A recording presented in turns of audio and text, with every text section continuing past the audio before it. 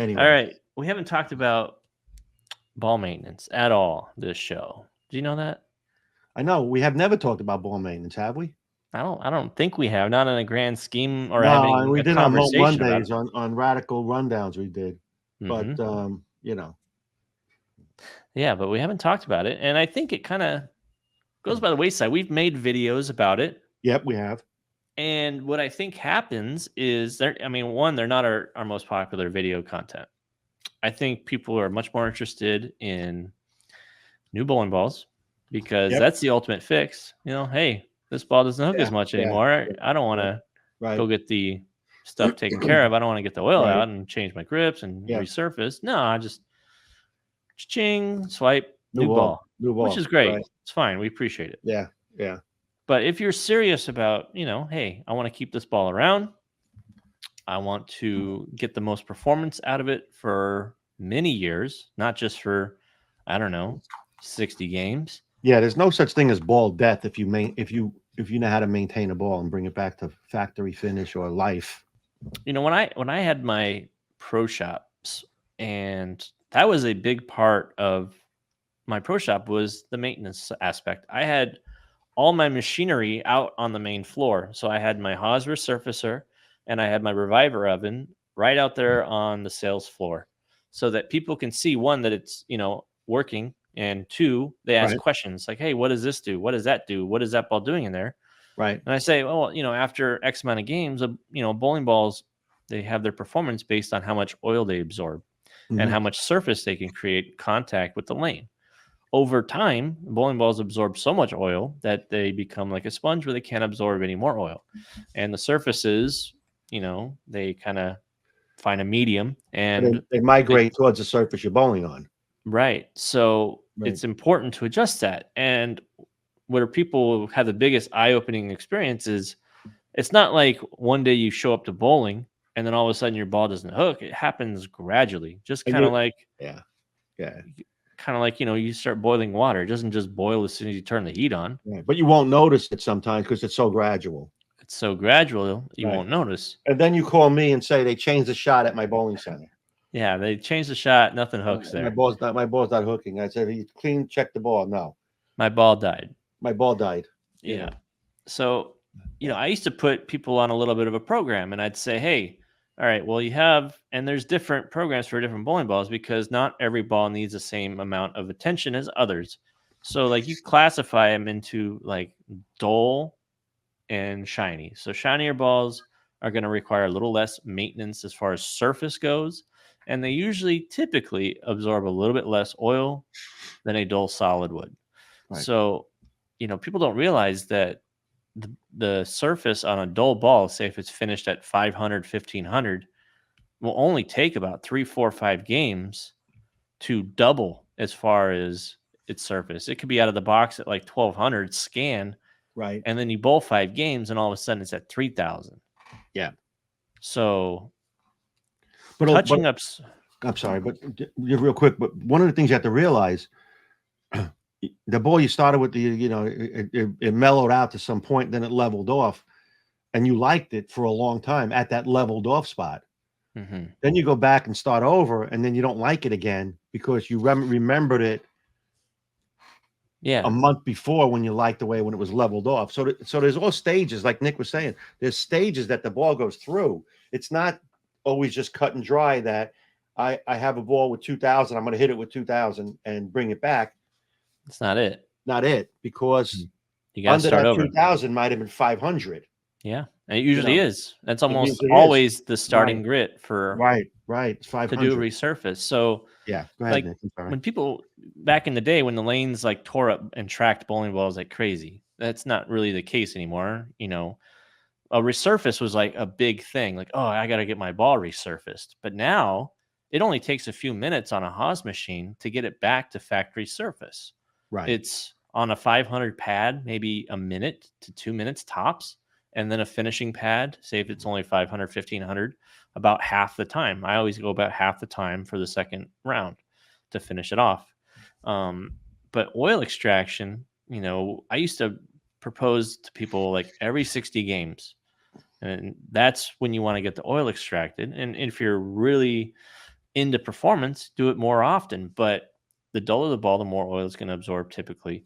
And they'd be amazed at how much oil comes out of a ball just after 60 games that's just sitting in the ball. So, and the last part of it, which I always suggested when people brought in their ball to get resurfaced or get this oil put out, and often goes overlooked, is changing your finger inserts and cleaning out your thumb if you have old tape, getting the fit back to what you remember brand new. Because I've seen bowling balls come into the shop, like old zones and stuff like that, where they had grips that had kind of crystallized and hardened and shrunk.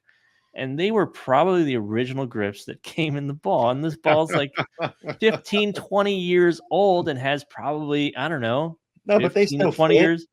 No, they fit fine. Don't even bother. Right. It's like, Right. stop. Just stop it right now. Exactly. I put one of those bowling balls in the reviver and it sweat for 2.5 days, full shifts. Like It's it was amazing, isn't it? Right. right. Right. It's like Right. it Right. would just not stop coming out. And then finally on the last day, it finally dried up and got all Yeah. the oil out. And Right. it's like, oh my gosh. And now when he Yeah. throws it, it's like, whoa. Yeah. I Or he remember, says the ball doesn't hook now because it's burning up. It's hooking in the wrong spot. move your feet. Because move your feet. Right. Exactly.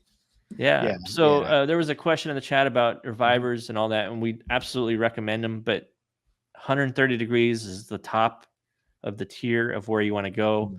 And it's not saying go home and put it in your home oven at 130 degrees. Do not do that. Do No. not do that. Betty Crocker does not recommend that. Do not put that in there. Somebody else put in there a while ago. Can I put my ball in a dishwasher? Let me ask you a question. Yeah. Do you really want petroleum-based products in your dishwasher? Yeah. Do you? It's stuff that's been picking up on the lanes, the dirt, the grime, the schmutz that's all over the place. Yeah. You don't want to do that. I had an old friend in juniors that used to do that. He used to swear by the dishwasher until he pressed the wrong button one time. And he went on the heat cycle that was too hot or something like that. Yeah, And yeah. his ball melted into the wire rack and gouged half the ball off. And then his mother came home and she got really pissed off about the dishwasher Pissed. being ruined. Ruined. Yeah. I'm telling you, do not do that. Ruined. If you want, just buy ball cleaner. As a matter of fact, hey, look at that. Clear Magic. It's a plant-based ball cleaner.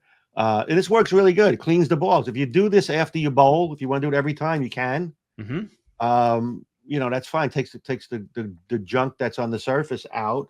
If the ball has gotten too many games on it, go to the pro shop. Let them put it in the whatever.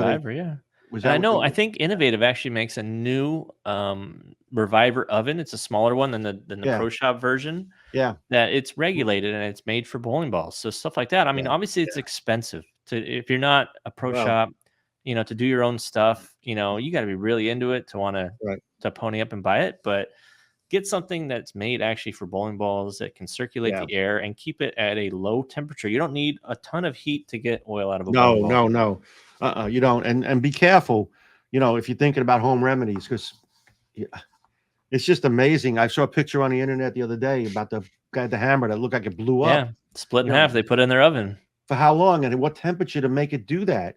Yeah. And not all ovens are, by the way, what the temperature says on the dial inside the oven. So do not do that. As far as getting the ball back to surface, we mentioned it a little earlier. You got to have that base under it. Yeah. If your ball was 3,000 and you love the way it performed and stopped performing, you just can't hit it with 3,000 because now you have 3,000 modified under 3,000. Mm-hmm. You might have 4,000 on the ball if it wore out. It's not the same. Not the same. So you got to go back, hit 500, go through the steps. People are saying, well, you can never get a ball back to factory. I don't agree. I disagree. You can. The reason you don't recognize it is because it's been months since you had it back to factory and you're probably not seeing it. You can't remember how that ball was the exact day you got it when you threw it. So, just go back, look at the list. We put on there what the steps are, but the first step is the most important. You got to get that back to that heavier grit and then work it up from there. Absolutely. Yeah. You got to follow the steps if you're going to do it. And there's some people that have spinners. They invested in ball spinners and pads, and that's absolutely great. Right. So you have all the stuff. You have to go in order. So if you want to get it back to box surface, Yeah. and say the ending grit, like you said, is like 2,000, you can't just put 2,000 on top and call it good. Right. That's not the same. So you got to start over. You got to go 500. You got to go 2,000 on top. That's how you get it. Yeah. Somebody asked about the best method for oil extraction at home. Yeah, at home, You know, hot bucket of water and some soap, some Dawn would be the only thing I'd recommend. yeah. And just try to keep Tap, the fingers out of the water. yeah, tap water. I mean, it'll Yeah. get to about that 120, 130 maybe tops. And just put it in there for a little while. You'll see it float on the top, the oil. Yeah, It'll come out. yeah. So I mean, the best thing is take it to your pro shop. You know, they're going to get it the best, and they get the machinery to do it properly. And Or buy a ball cleaner. That works. No, it Well, does. It works. Yeah, and Yeah. I was gonna say, like, when you get into like urethane bowling balls, like I don't usually touch my stuff unless I'm going to a tournament or whatever. But there's no oil to extract. There's oil in the shell. So in the peaks and valleys, the oil likes to stay in there, and that's where you get the durometer readings. Any kind of junk that gets in there. Yep. So everybody knows it's every throwing a urethane ball hooks like crazy the first couple shots. You get a little bit of oil in there. All of a sudden, it hooks less. So how does that work? Oil on the shell makes the ball perform less. So it got soft. It's going to measure softer after 3 shots, but it's not. Anyway, we're getting to another topic. Yeah. A little bit of urethane balls surface, you can clear, right? You can clean them too right away with cleaner. You can use that cleaner that you just had in conjunction with a pad. So Exactly. if you like your urethane ball, say like Black Hammer, it's the simple. It's 500 grit. That's the process. So use a 500 pad, get it nice and wet. Use the cleaner in conjunction, clean it all off, try it all off, and guess what? You're back in business, baby. Back in factory. and here's the other thing: if you don't like it at 500 grit, so your ball speed's not enough, okay, try it at 1,000. Right. It's like you have to do the box surface, but if you find something you like and it's repeatable, say you like 500, 2,000, 4,000 instead of 500, 2,000 because you throw it a little slower, like you, for instance. Like me. Then I put 5,000 on my Intel. You can repeat that, right? No, when you retouch it up, you're not going to just hit it with 5,000. You're going to No. I'll go back to what it was before, which is 1,500, 2,000, 5,000. Yeah. That's what was on it before because I did it before. It was my own. That's what I had on it. No, I mean, I invented that. Someone says, what about sticking a ball in a bucket of rice? I don't know if that works. I should, I don't know. You know what? I'll tell you what. We tried to sell that years ago. We had, I forget what it's called. Columbia had, it was a plastic mold. It looked like a bowling ball. Yeah, the hook again treatment. It was like a kitty litter. It was kitty litter. That's what it was. It was a kitty litter based product. It was like dirt basically. And yeah, well, it's diatomaceous earth, by the way. If you want to know the name, write that down. If you could spell that for me right now. So let me tell you a story, by the way. See, this is how he gets out of having to do something. Let me tell you a story. I was at a baseball game one time. This is subterfuge. This is when I had Dynathane. Okay. I was at a baseball game with Bill Crispin. Nice. And we were sitting there talking, and it started to rain. So we moved back, under the cover, and we're sitting there talking. And I watched the guys come out, and they called it diamond dust.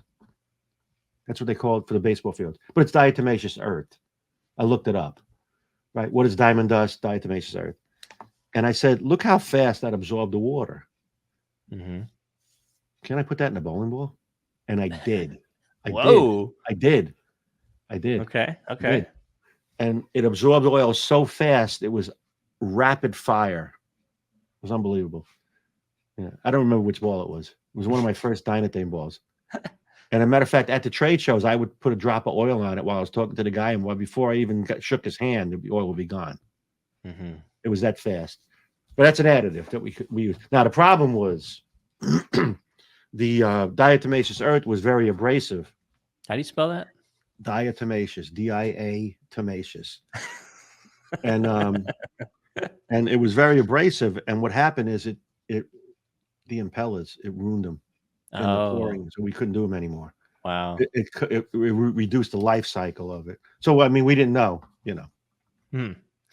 Don says, in spite of what a pro shop might tell its clients, the majority of bowlers are lazy and absolutely clueless when it comes to ball maintenance. They are. I mean, we try to educate. We try to They are. with stuff like this and different Yeah. videos, Mo Mondays, radical rundowns, all that stuff we try to put out Right. there, Hmm. to maintain your stuff. I mean, the best thing you can do is go to your pro shop and just say, hey, this is what I'm seeing. What do you Yeah. recommend? Find a pro shop that has both a hawser surfacer or any kind of nice resurfacer machine Right. and a reviver type oven that's made for bowling balls that will extract the oil, because you're going to have to do both, and you're Yeah. going to have to change your grips.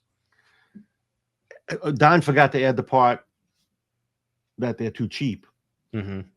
to go in there and have the guy resurface the ball. That's why they try to do it themselves. They buy a pad and they sit at the table before league and they like that. Meanwhile, the guy's got a ball spinner. He could do it professionally done, so it's even all around and smooth. And the same thing with cleaning the balls. And they sit there and they buy the cleaners, they spray the balls, and that's good. But you know what? Eventually, you're gonna have to do a deep clean Yeah, if you want to keep the ball. Or you know what? Buy another ball. I'm in. that's usually what people do. I'm going to buy a ball every year, That's it. and And that's it. And I'm going to put Right. this one in my arsenal, and then that's it. And then Uh, call me in a year and say it cracked sitting on the floor in my basement, and it only had 30 games on it. I must Right. get 1,000 emails like that a year. If Yeah. it only had 30 games on it, what are you worried about it cracking? Why are you emailing me 3 years later if you haven't touched it? Yeah, exactly. Ace, does urethane require baking? I understand resurfacing. No, because if you've ever thrown urethane and say you put your bowling ball away with oil on it and you come back the next week, guess what's on your ball? Oil. Yeah, exactly. So the oil is petroleum. It's not gonna dissipate into the air like, I don't know, say a solvent, which are two completely different things, right, Phil? Exactly. Solvent And and oil are two different things. so it does stay in the shell, in the peaks and valleys. So that's where it just finds a home and it squats and it just That's it. doesn't pay rent. It just stays there. And it waits for the durometer to come so it can jump up and grab it. And it says, I'm soft. I'm softer.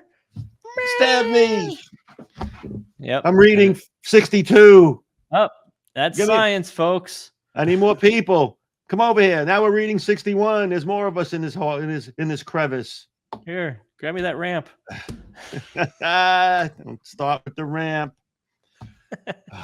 But if you were to put a urethane ball in a reviver oven, the chances of something coming out are, let me preface this, a true urethane ball, purple hammer, black hammer.